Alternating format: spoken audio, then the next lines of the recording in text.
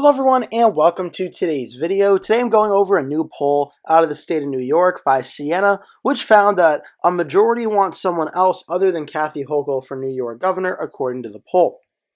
The Siena College Poll released last Tuesday showed that 55% said they want someone else in next year's gubernatorial race, while 36% said they prefer her. That's a 10-point net negative shift compared to the same poll from just last month, when 39% said they preferred her, 48% said they wanted someone else. The shift is largely fueled by changing views among Republicans and independents who prefer someone else by larger margins than they did last month. More than 80% of Republicans and almost two-thirds of independents said they prefer another candidate this month, compared to 68% of Republicans and 55% of independents who said the same in April. Democratic support for Hochul remained roughly the same, with 51% saying they prefer her.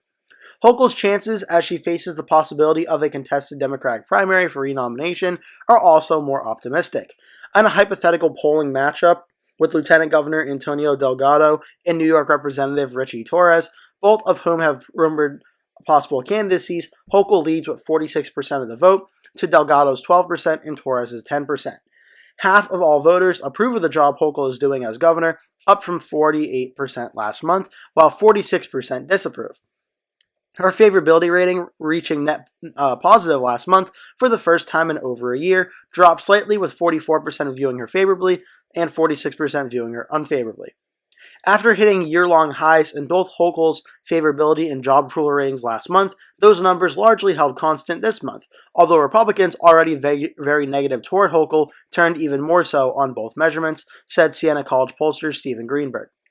On the Republican side of the ticket, Representative Elise Stefanik, the Republican of New York, has the early lead in the hypothetical GOP primary with 35% to 22% for U.S. Rep. Mike Lawler, and Nassau County Executive Bruce Blakeman has 11%. Before Stefanik was included in the mix last month, Blakeman held a 6-point lead over Lawler. The results come in as Stefanik has said she's strongly considering a run for governor of New York after her nomination to become the UN ambassador was withdrawn earlier in the year. Lawler and Blakeman have also said they're thinking of bids, with Lawler expected to announce his decision soon. Republicans have been optimistic they could pull off an upset in the governor's race next year, with Hochul's favorability struggling and the inroads that the GOP has made in the state in recent years. But all three possible candidates would still have work to do to get their name identification up, with only 39% saying they don't know or have no opinion of Stefanik, and most saying the same about Lawler and Blakeman. Stefanik's net favorability rating is 8 points underwater, with 25% viewing her favorably to 33% viewing her unfavorably, while Lawler's is negative 3 points, with 22% viewing him favorably, 25% unfavorably. This poll was conducted between March 12th to 15th among 805 registered voters. The margin of error was 4.3%. Okay, so some very big numbers here. As for the Democratic side of things, as I mentioned, Kathy Hochul, the incumbent Democratic governor running again, might be facing off against either U.S. Representative Jamal Bowman, U.S. Representative Richie Torres, or Lieutenant Governor Antonio Delgado. All of them are possible candidates.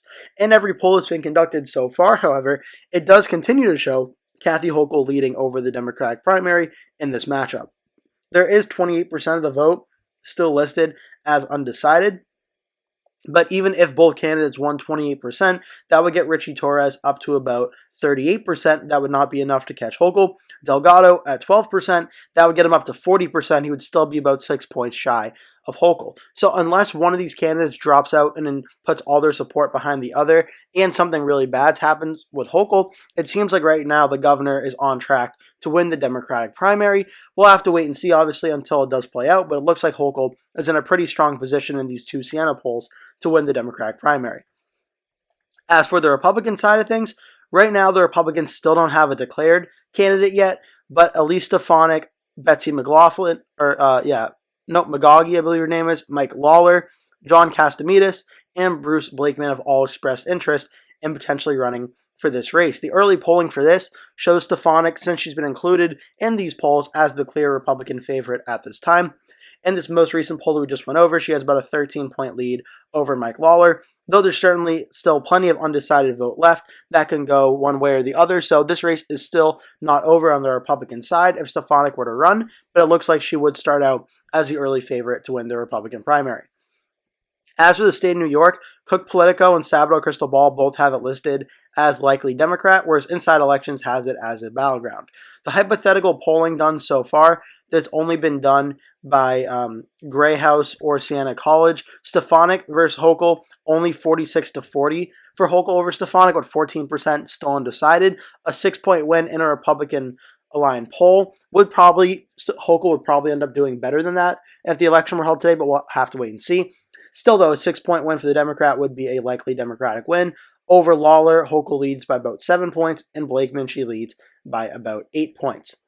And this got me thinking about the 2022 governor's race as well, where if you're unfamiliar with that matchup, it was Kathy Hochul against Republican Representative Lee Zelden. Hochul ended up winning by 6.4% in one of the closest races we've seen in New York in a very long time.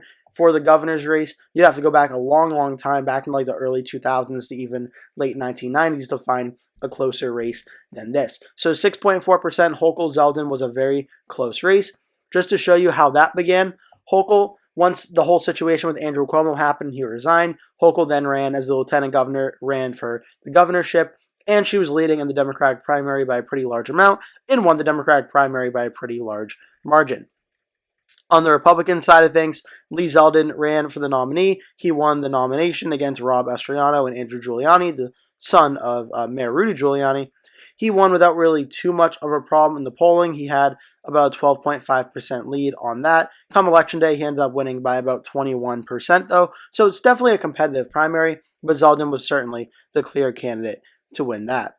Now, as for the general election side of things, the predictions were sort of all over the place here. 538 in Elections Daily had it saved Democrat. Real Clear Politics toss-up. Sabado Cook had it as likely. Fox lean, Inside likely, Political lean. So really all over the place for the predictions here. But most of them showed that Kathy Hochul had the advantage in this race.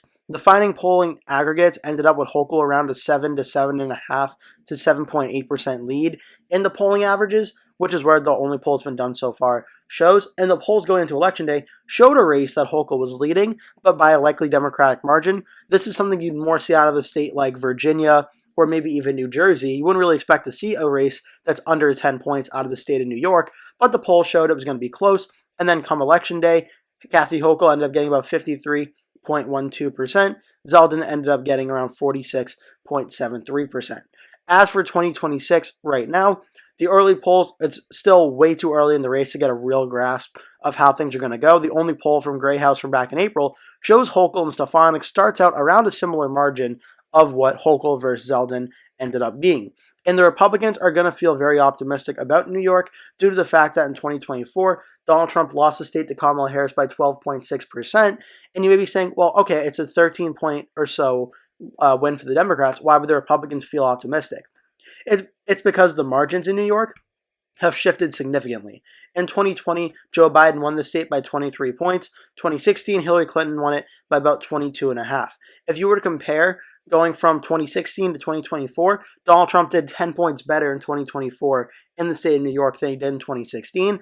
In 2020, Trump did 10.5% better than he did in 2020. That big of a jump in 4 years is something Republicans are going to feel optimistic in. Now, the Republicans also shouldn't get ahead of themselves because we just saw New York vote for Kamala Harris by 12.6%.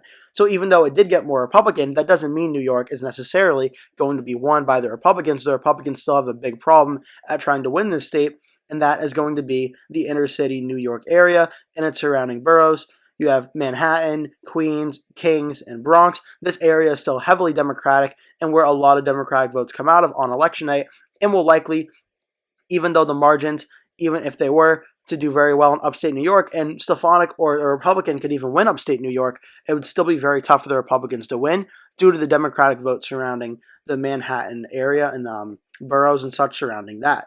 But the Republicans are certainly feeling optimistic by the 2024 results, and they were feeling really optimistic by 2022, which, as I mentioned, was only a 6.4% win for Hochul over Zelden. As for the 2026 map right now, I currently have 6 governor's races listed as toss-up. They are Nevada, Arizona, Kansas, Georgia, Michigan, and Wisconsin. These are all going to be subject to change over time as well. Iowa, I currently have as lean Republican with the Democrat Rob Sand running in that race. New York, I have it as no rating right now, but I don't have it as toss-up. I want to talk about it a little bit more. I have this race starting out as likely Democrat. We have to wait and see how the Republican and Democratic primaries play out. I do fully expect Kathy Hochul to be the Democratic nominee. But on the Republican side of things, if Elise Stefanik does run against Hochul, I think this race will get a lot of national attention, and that could lead to a very close race. But I do think Hochul survives right now and probably wins by more than 5 points, but under 15 points. I think Hochul winning by about that 7.5% margin again in a midterm that should be more Democratic friendly than 2022, but Hochul's approval ratings being lower than they were in 2022, I think New York still goes in the likely Democratic category. It could be a state Republicans look to make competitive in 2026, but I think for right now, Kathy Hochul would still win, not by a huge margin like you would typically expect out of New York, but I think she'd be able to win and survive and get another 4 years as governor of the state. I hope you enjoyed this video. Make sure to like and subscribe if you do. Leave a comment below. Tell me what you think of this video and other video ideas you have for me to do in the future. Thank you so much for watching. Hope to see you in the next video.